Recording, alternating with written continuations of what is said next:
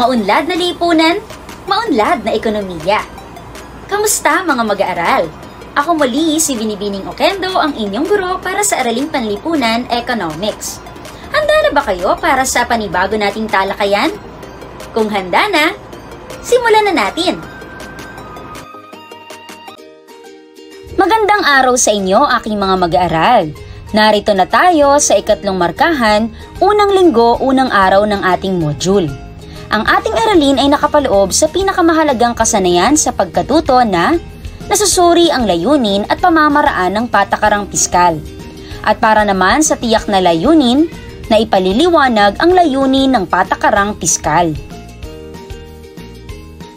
Sa ating nakalipas na aralin, ay ating tinalakay ang konsepto, dahilan, bunga at posibleng solusyon ng implasyon.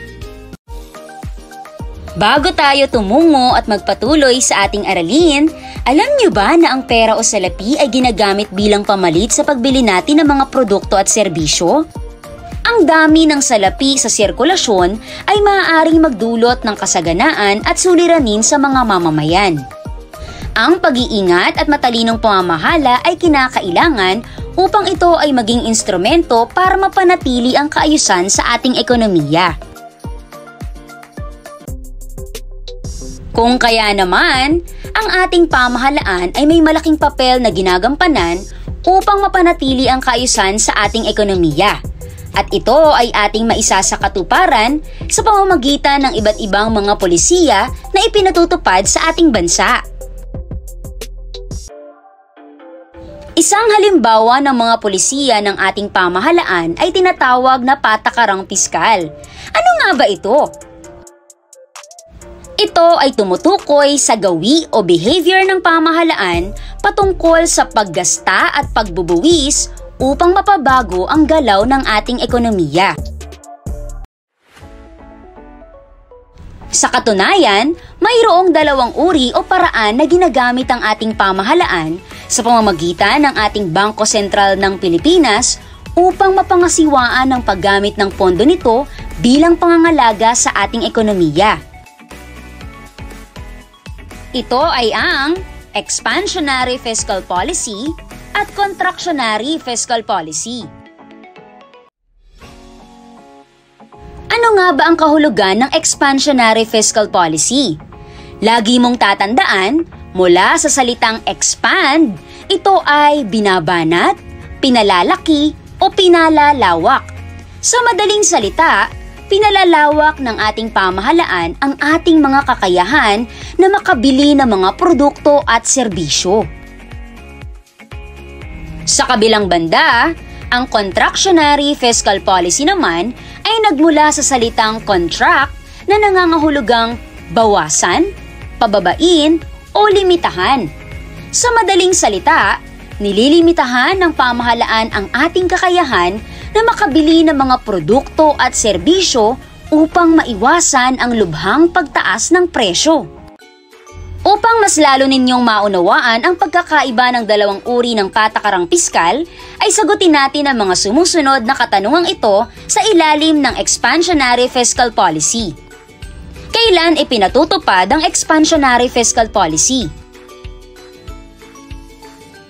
Ito ay ipinatutupad ng pamahalaan kapag matamlay ang ekonomiya bunga ng kawalan ng trabaho at implasyon. Sa madaling sabi, kapag mataas ang presyo ng mga bilihin, bumababa ang demand ng tao dahil hindi makasabay ang mga sweldo nila sa pagtaas ng implasyon. Gayon din naman, kapag mataas ang bilang ng walang hanap buhay, mas lalong hirap ang mga taong makabili ng ating mga pangangailangan na nagre-resulta sa pagtamlay ng ating ekonomiya.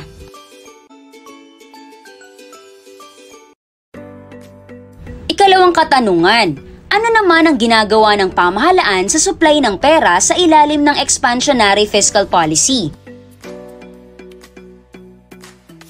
Una, ibababa ang interes sa pagpapautang. Ito ay ipinatutupad upang mas maraming negosyante ang mahikayat na humiram ng pera para maipagpatuloy ang kanilang negosyo. Pangalawa, pagbibigay ng hanap buhay para sa mga tao. Ang pamahalaan ay magsasagawa ng maraming proyekto upang makalikha ng trabaho. Ibig sabihin, kapag may trabaho, may sweldo. Pag may sweldo, may panggastos. Pangatlo, nagbibigay ang pamahalaan ng tulong pinansyal tulad ng SAP or Social Amelioration Program para sa mga nawala ng trabaho dahil sa pandemya at 4Ps o Pantawid Pamilya Program. Ito ay isinasagawa upang patuloy na magkaroon ang mga tao ng kakayahan na makabili at matugunan ang kanilang pangangailangan. Ikatlong katanungan, ano naman ang patakaran sa pagbubuwis ang ipinatutupad sa ilalim ng Expansionary Fiscal Policy? Maaaring pababain ng pamahalaan ang buwis na binabayaran ng mga manggagawa upang tumaas ang kanilang kakayahang kumonsumo. Sa makatuwid, kapag maliit ang buwis na kanilang binabayaran, lalaki ang maiuuwi nilang kita para sa kanilang pamilya. Lalaki din ang kanilang kakayahang gumastos. Ikaapat na mahalagang katanungan ay ano nga ba ang inaasahang resulta sa pagpapatupad ng expansionary fiscal policy ng ating pamahalaan?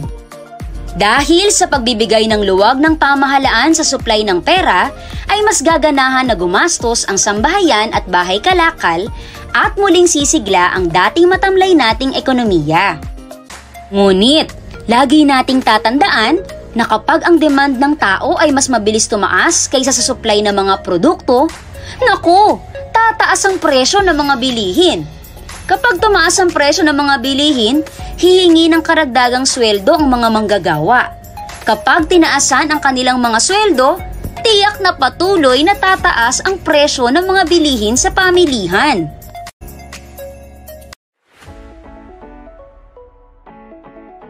Upang maiwasan ang kondisyon o kalagayang ito ay isinasagawa naman ng pamahalaan ang contractionary fiscal policy. Kailan naman ito ipinatutupad? Ito ay ipinatutupad ng ating pamahalaan kapag lubhang masigla ang ekonomiya na maaaring magdulot ng overheated economy. Ito ay bunga ng sobrang supply ng pera dahil sa mataas na paggastos ng sambahayan na maaaring magresulta sa tinatawag nating hyperinflation.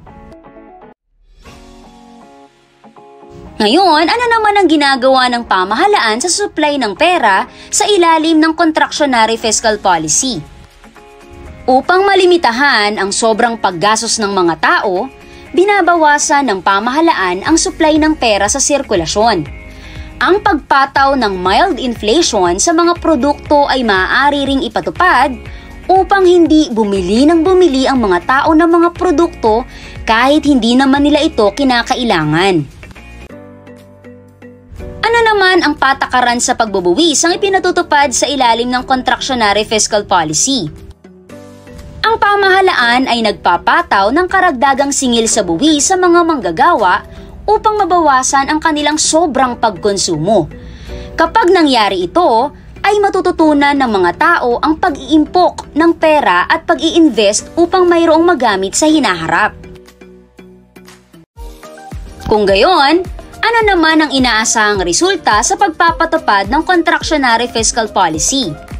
Sa ilalim ng patakarang ito, may iwasan ang hyperinflation o lubhang pagtaas ng presyo kada oras, araw o linggo dahil nalilimitahan ang paggastos ng sambahayan.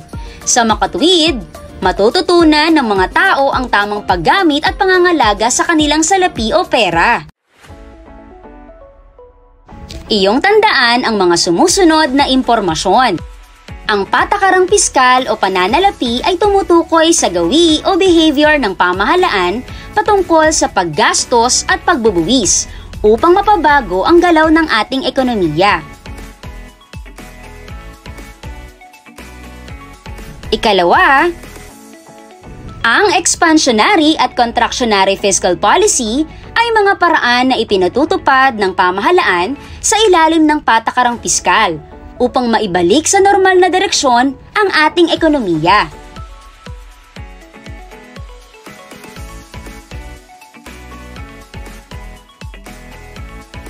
At ang panghuli, maging matalino, maingat at wais ka sa pangangasiwa ng iyong pera. Gamitin mo ito sa iyong mga pangangailangan. Iwasan ang impulsive buying o pagbili ng mga produkto o kagamitan na hindi naman kinakailangan. Matuto kang mag-budget, mag-ipon at mag-invest upang lumago ang iyong mga financial assets. Marami ka bang naunawaan sa ating tinalakay na aralin? Mahusay! Ngayon ay handa ka na para sagutin ang mga gawain na kapaloob sa inyong mga module. Narito ang ilan sa mga babasahin upang makatulong sa iyo bilang karagdagang impormasyon. Alam kong kayang-kaya mo yan! Muli, ako si Binibining Oquendo, ang inyong guro para sa Araling Panlipunan Economics.